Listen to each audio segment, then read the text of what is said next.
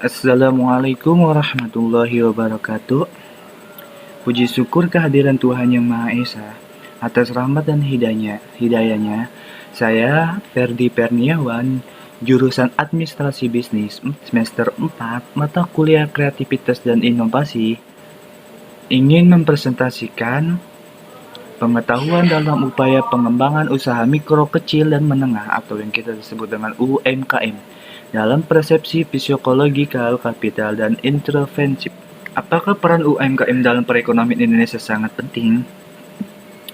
Peran usaha mikro, kecil, dan menengah atau yang disebut kita UMKM dalam perekonomian Indonesia cukup penting. Hal itu ditunjukkan oleh populasinya sebagai pelaku usaha terbesar, serta kontribusinya dalam penyerapan tenaga kerja, pembentukan produk, ekspor, dan penciptaan modal tetap dan atau investasi. Menurut data dari BEFANES, pada tahun 2016, jumlah UMKM Indonesia mencapai 60,7 juta unit dan sebagai besar merupakan usaha berskala mikro.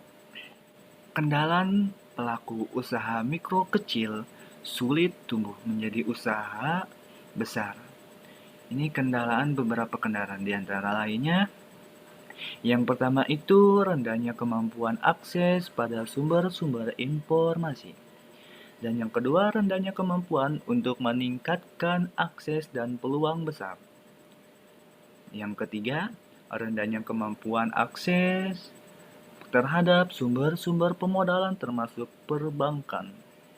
Dan yang keempat, rendahnya kemampuan dalam penguasaan dan pemanfaatan teknologi. Dan yang kelima, rendahnya kemampuan dan mengembangkan organisasi dan manajemen. Dan yang keenam, lemahnya pembentukan jaringan usaha atau kemitraan antara sesama usaha kecil dan besar. Nah, itu beberapa kendalaan pelaku usaha mikro kecil sulit untuk menjadi usaha besar. Ini beberapa masalah yang sering dialami pelaku usaha mikro kecil. Yaitu yang pertama itu pemasaran, pemodalan, sumber daya manusia atau yang disingkat SDM. Nah, pemasaran pelaku UKM yang mengalami masalah pemasaran dicirikan oleh kurangnya kemampuan bidang pemasaran, khawatir munculnya persaingan, kesulitan mencari pelanggan, tidak mampu menyalurkan produk ke toko modern, belum pernah ikut event, pameran, dan bingung menghadapi pesaing harga antara UMKM itu sendiri. Nah, yang kedua itu permodalan. Masalah permodalan ditandai dengan beberapa ciri, yaitu tidak dapat mengakses lembaga perbankan karena terjerat rentenir atau bank plecit. Dan yang ketiga, sumber daya manusia atau yang disebut UMKM. Permasalahan aspek SDM pelaku usaha memiliki ciri-ciri. Merasa kurang percaya diri disebut UMKM, ingin disebut sebagai introvert. Kurang kreatif dan inovasi. Kesulitan mengatur cara kerja dan kesulitan mengatur keuangan untuk memisahkan uang keluarga dan uang hasil usaha. Sering merasa bingung dalam mengelola tenaga kerja, misalnya memperkerjakan usia tua, kerjanya lambat, dan sedangkan bila memperkerjakan usaha muda, banyak maunya.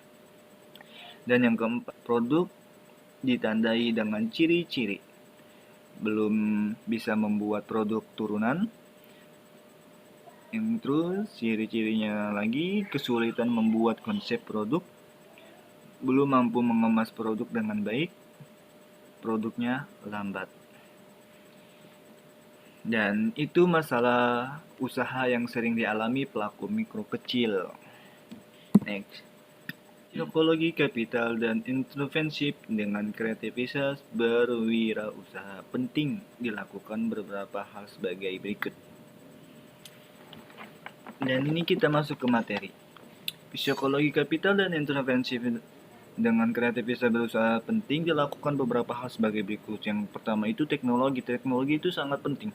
Teknologi berubah sangat cepat, sering munculnya produk baru, proses dan layanan baru dari pesaing sehingga pelaku usaha untuk bersaing dan sukses harus menyesuaikan diri dengan pelaku kreatif, inovasi, teknologi baru. Perubahan lingkungan. Efek perubahan lingkungan terhadap siklus hidup produk semakin pendek. Artinya bahwa produk atau layanan lama harus diganti dengan yang baru dalam waktu cepat.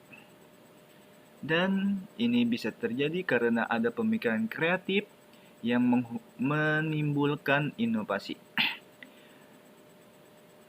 Tuntutan konsumen.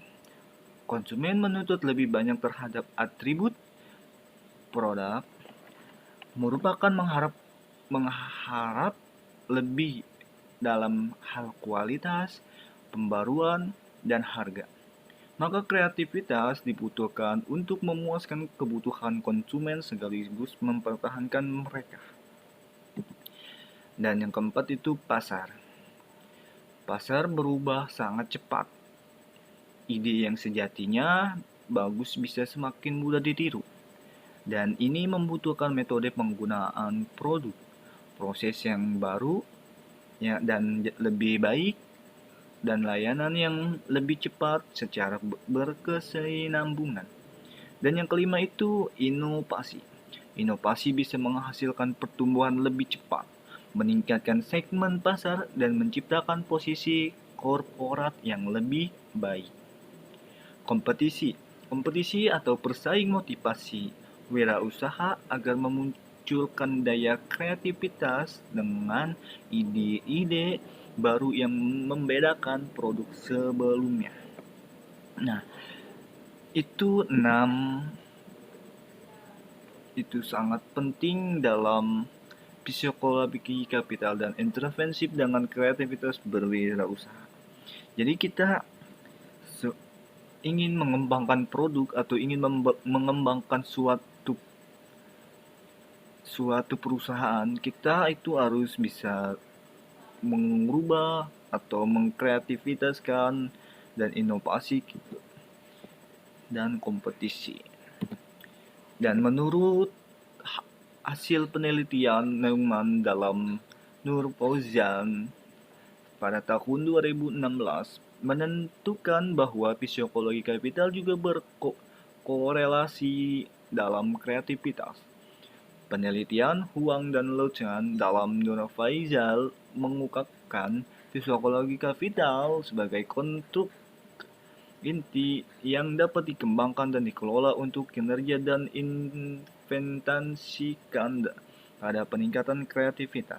Ditambah oleh penelitian Rel, Levy, dan para Yanti.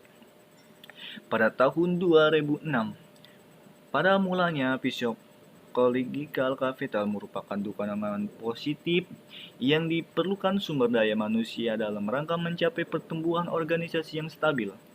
Iklim yang mendukung bagi semua anggota organisasi dalam pelaksanaan tugas mereka. Banyak penelitian telah menunjukkan bahwa psikologi kapital berkorelasi dengan perilaku kreativitas. Nah, selain psikologi kapital, kreativitas berwirausaha juga dapat dipengaruhi oleh intervensi. Dan menurut Suryana, pada tahun 2013, intervensi merupakan suatu proses kreativitas dan inovasi untuk memecahkan dan mencari peluang dari masalah yang dihadapi oleh setiap orang kehidupan sehari-hari. Dan menurut Supriyanto pada tahun 2014 mengungkapkan ada 4 macam intervensi, yaitu yang pertama business intervention. Ada 2 macam, yaitu owner intervention, yaitu dan para pencipta dan pemilik bisnis. Dan profesional entrepreneur, yaitu orang-orang yang memiliki daya entrepreneur, namun membangkitkan di perusahaan pemilik orang lain. Dan yang kedua itu government entrepreneur. Contoh, Lee Kuan Yew, mantan Perdana Menteri Singapura. Ia adalah seorang pemimpin yang mengelola dan menumbuhkan Singapura dengan jiwa kecakapan intervensi. Ia mampu mewujudkan internal government. Dan yang ketiga itu akademik intervensi. Akademik mengintervensi menggambarkan akademis yang mengajar atau mengelola lembaga pendidikan dengan pola gaya intervensi sambil tetap menjaga tujuan mulia pendidikan. Nicholas Nogaroven, penggagas berdirinya Yayasan On Kill On Level dari Massachusetts Institute of Technology, adalah seorang contoh yang memiliki intervensi dan sosial entrepreneur. Adapun yang termasuk dalam kelompok ini adalah para pejuang sosial, para pendiri organisasi sosial kelas dunia seperti Muhammad Yunus dari Grameen Bank dan Mother Teresa dari Calcutta. Mungkin hanya segitu saja, dan mohon maaf apabila ada kata-kata yang kurang berkenan atau ada kata-kata yang salah, mohon dimaafkan, karena saya masih dalam tahap belajar presentasi saya, dan saya akhiri saja. Akhirul kalam. Assalamualaikum warahmatullahi wabarakatuh.